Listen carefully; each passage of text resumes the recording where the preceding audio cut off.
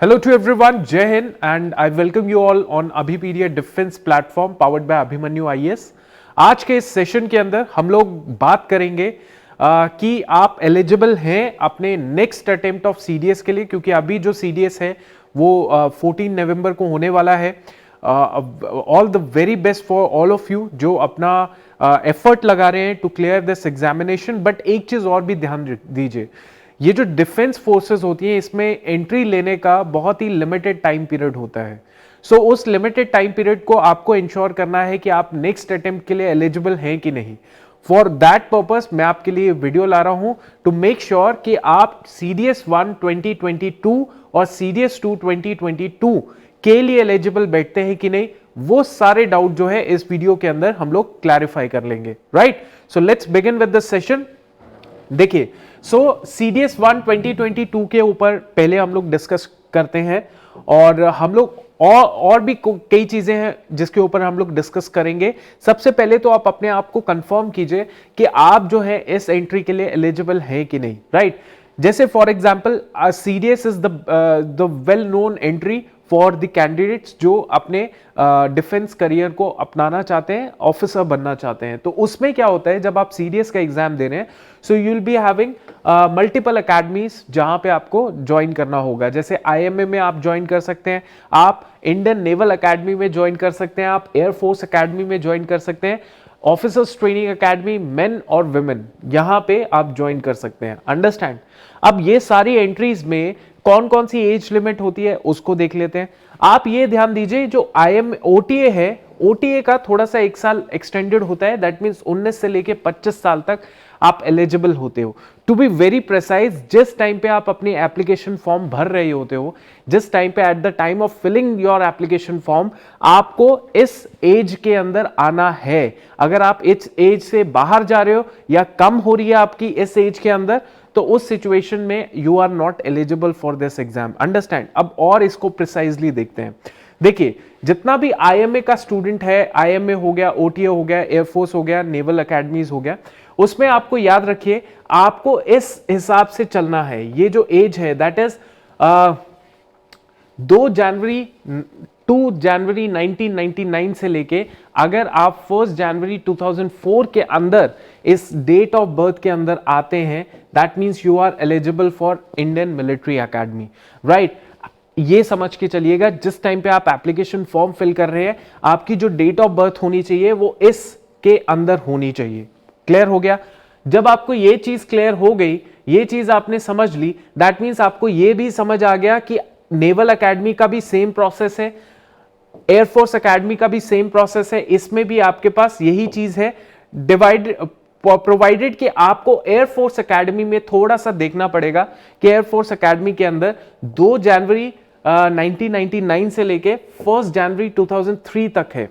Right, क्योंकि यहां पे आपको एयरफोर्स एकेडमी में 19 से 24 साल नहीं बल्कि 20 से 24 साल के अंदर आना पड़ेगा। राइट, तो इसीलिए यहां पे थोड़ा सा डिफरेंस है। 2 जनवरी 1999 से लेके 1 जनवरी 2003 तक।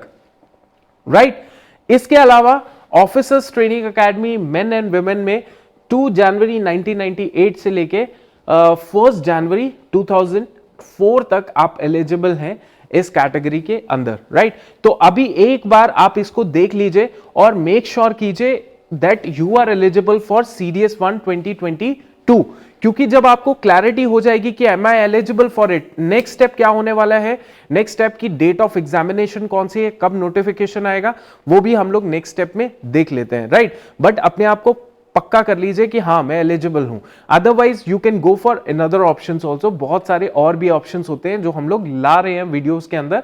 तो ये क्लियर हो गया। चलिए, यह हमने क्लियर कर लिया। अब एक और ऑप्शन है आपके पास, सीडीएस 2 2022। राइट, तो इसमें क्या है, इसमें आप एज लिमिट चेक कीजिए कि मैं क्या अगले अटेम्प्ट के लिए भी एलिजिबल बैठता हूं कि नहीं। राइट, तो अगर हम लोग देखें तो ऑलमोस्ट एवरीवेयर आपको सिमिलर ही पैटर्न देखने को मिलेगा, सेम ही है, बस वो 6 महीने का एक्सटेंशन देखने को मिल जाएगा। राइट, डेट ऑफ बर्थ में, जैसे 2 जुलाई 1999 से लेके 1 जुलाई 2004। राइट, तो वो जनवरी था, ये जुलाई का टाइम पीरियड आ गया, मतलब वही 6 महीने का डिले हो गया। 2 जुलाई 1919 से लेके 1 जुलाई 2004, राइट। बस आप एयरफोर्स एकेडमी के लिए यहां पे थोड़ा सा आपको देखना पड़ेगा कि एयरफोर्स एकेडमी का जो एज क्राइटेरिया है वो डिफरेंट है, और साथ ही साथ आपका ऑफिसर्स ट्रेनिंग एकेडमी का भी एयरफोर्स क्राइटेरिया थोड़ा सा डिफरेंट है।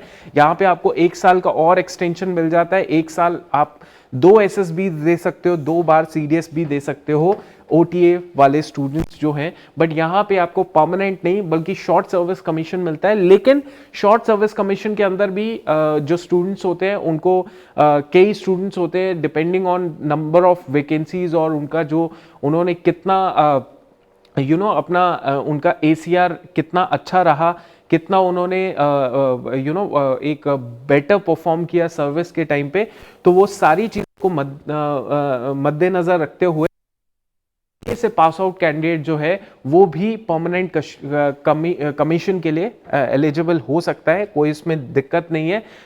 You have the best examples also, जैसे brigadier Saurabh Singh Shekhawat, he is one of the best example जो ओटीए से पास आउट हुए थे और फिर आगे जाके उनको परमानेंट कमीशन मिला। ऐसे बहुत सारे हैं, राइट। तो ये आपको क्लियर हो गया। इसके अलावा ये सारी चीजें आप समझ के, ये सारी चीजें हैं जिसमें आपने इंश्योर करना है that am I eligible for it at the time of application filling. आपको ये डेट ऑफ बर्थ को मेक श्योर करना है। जब आपको ये क्लैरिटी होगी कि मैं एलिजिबल हूं, अब मुझे नेक्स्ट अटेम्प्ट भी ध्यान से देना है, पूरे एफर्ट लगा के देना है। उस सिचुएशन में क्या करना पड़ेगा? उस सिचुएशन में you have CDS-1 2022 important dates. ये अब नेक्स्ट आपका सबसे इंपॉर्टेंट चीज है कि CDS-1 2022 इंपॉर्टेंट डेट्स क्या होनी चाहिए। देखिए, सबसे पहली तो चीज ये है कि CDS-1 2022 एप्लीकेशन जो स्टार्ट हो रही है वो हो रही है 22 दिसंबर 2021, राइट। सो एप्लीकेशन जब स्टार्ट होगी तो वो 22 दिसंबर को एप्लीकेशन आपकी नेक्स्ट के लिए आएगी, राइट। उसके बाद लास्ट डेट जो होगी एप्लीकेशन की वो होगी 11 जनवरी 2022, ठीक है। सो लगभग आपको 20-22 दिन मिल जाते हैं to fill your application form, right. उसके बाद CDS का एक्चुअल जो सबसे जजमेंट डे, डी डे जिसको कहते हैं, सबसे इंपॉर्टेंट दिन जो है वो है 10 अप्रैल 2022। 10 अप्रैल 2022 के लिए आपको पूरा अपने आप को तैयार रखना है, राइट। तो उसमें देखो CDS हो, NDA हो, इन एग्जाम्स में क्या है 6-6 महीने का गैप एक्चुअली नहीं मिलता। इट इज जस्ट लाइक कि वो टाइम ही पता नहीं चलता कि कैसे टाइम निकल गया, राइट। तो आपने क्या करना है, अपना CDS जो आगे आने वाला एग्जाम है, जैसे आप आगे वाला जो एग्जाम है CDS-2 2021, उसको पूरी शिद्दत के साथ दीजिए ताकि आगे का मौका ही ना मिले, राइट। आप जब एग्जाम दे देंगे तो बीच में SSB आएगी तो फिर क्या होता है, थोड़ा सा डिले हो जाता, थोड़ा सा ध्यान जो है वो यहां से वहां हो जाता है। तो मेक श्योर कीजिए कि CDS-2 2021 दीजिए प्रॉपरली, पूरे एफर्ट लगा के, SSB दीजिए पूरे एफर्ट लगा के, ताकि आगे की डेट्स का आपको ज्यादा रेलेवेंस ना रहे, राइट। बट फिर भी ये जानना बहुत जरूरी है कि 10 अप्रैल को होगा। अब बहुत ही क्लियर है कि यूपीएससी ने 10 अप्रैल को NDA का भी रखा होता है और 10 अप्रैल CDS भी रखा हुआ है, राइट। एंड 3B जो एडमिट कार्ड है वो लगभग 1 महीना 2 हफ्ते पहले या 3 हफ्ते पहले आ जाते हैं, और रिजल्ट जो है वो भी CDS का जल्दी आ जाता है, NDA का जल्दी आ जाता है। 1 महीना 1.5 महीने के अंदर अंदर आपको रिजल्ट मिल जाता है, राइट। तो ये तो आपको मिल गया CDS-1 का क्लैरिफिकेशन। नाउ अब मैं आपको बताता हूं कि आप कैसे हमारे साथ प्रिपेयर कर सकते हैं for your CDS exam, upcoming CDS exam. देखिए, आप ये सोचते हैं कि मेरी जो तैयारी है इस साल के CDS की, कौन से साल के CDS की, ये जो 14 नवंबर को होने वाला है, 14 नवंबर को, वो अप टू डेट नहीं है, राइट, अप टू डेट नहीं है। तो आप ये बोलेंगे कि चलो मैं ये एग्जाम दे देता हूं और उसके बाद जब आगे देखा जाएगा उसमें मैं बहुत बढ़िया परफॉर्म करूंगा। लेकिन पॉइंट यहां पे ये है, आप समझिए कि आप आज से इनिशिएटिव लेंगे तब जाके नेक्स्ट CDS क्वालिफाई कर पाओगे, क्योंकि कंपटीशन बहुत कट थ्रोट है, बहुत कट थ्रोट है। जो बच्चा NDA क्वालिफाई नहीं करता, आजकल तो अवेयरनेस सभी को ही है ना, तो बच्चा NDA, मान लीजिए NDA उसने क्वालिफाई भी कर दिया, मेरिट आउट हो गया गलती से, है ना, ऐसे बहुत सारे स्टूडेंट्स देखे हैं मैंने। तो वो एकदम डेडली कॉम्बिनेशन होता है, एक तो जुनून का और एक तो मेहनत का। वो बच्चा NDA से फिर सीधा CDS एंट्री करता है, और सीडीएस में वो फिर जब कूद गया तो फिर वो छोड़ता नहीं है। तो ऐसे स्टूडेंट से भी आपने फेस ऑफ करना है, राइट? ये कंपटीशन में है। तो ये याद रखिए, अगर आप 14 नवंबर के लिए तैयार हैं, बिल्कुल तैयार अपने आप को रखना है, लेकिन नेक्स्ट सीडीएस के लिए भी अपने आप को 10 अप्रैल के लिए भी तैयार रखना है। अब इसके लिए क्या होता है, इसके लिए सीडीएस की तैयारी में सिलेबस जो है, मैं बता रहा हूं आपको, जो आपका सिलेबस है, that syllabus is similar to civil services. ये मैं कहूं तो बिल्कुल सही होगा, क्योंकि वो पॉलिटी, इकोनॉमिक्स, ये सब ही आ रहा है। लेकिन यार देखो, सिविल सर्विसेज में क्या रहता है, 1 साल की पूरी कट थ्रोट पढ़ाई होती है। उसके बाद जाके आपको पता चलता है कि हाँ, मैं प्रीलिम्स के लिए थोड़ा बहुत बैठ सकता हूं।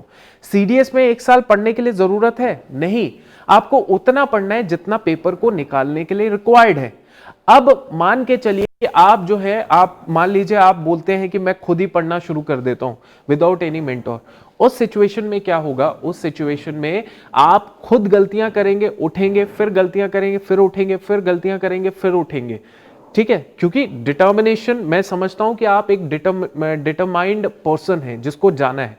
लेकिन आप मेरी बात समझिए स्टूडेंट्स, इतनी गलतियां कर करके, सीख सीख के कोई फायदा नहीं। It would create only one thing जो आपके दिमाग में होगी, confusion, doubt and your time wastage.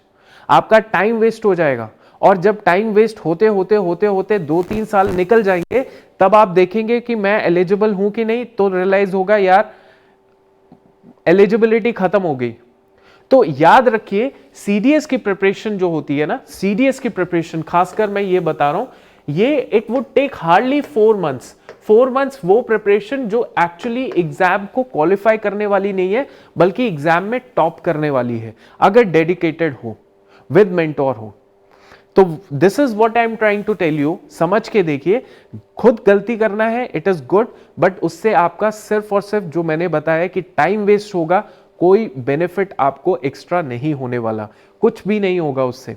तो आप ये कर सकते हैं कि सीडीएस की प्रिपरेशन जो है, हमारे कोर्सेज से प्रिपेयर कर सकते हैं। मोस्ट पावरफुल एनडीए कोर्स है। We have CDS also, we have CDS course also, जहां पे आप जाके हमारे कोर्सेज को परचेज करके you get the best content from there, and आप धीरे धीरे धीरे धीरे करके वो लेक्चर्स को सुन के, PDF file, web notes, everything is available in these courses.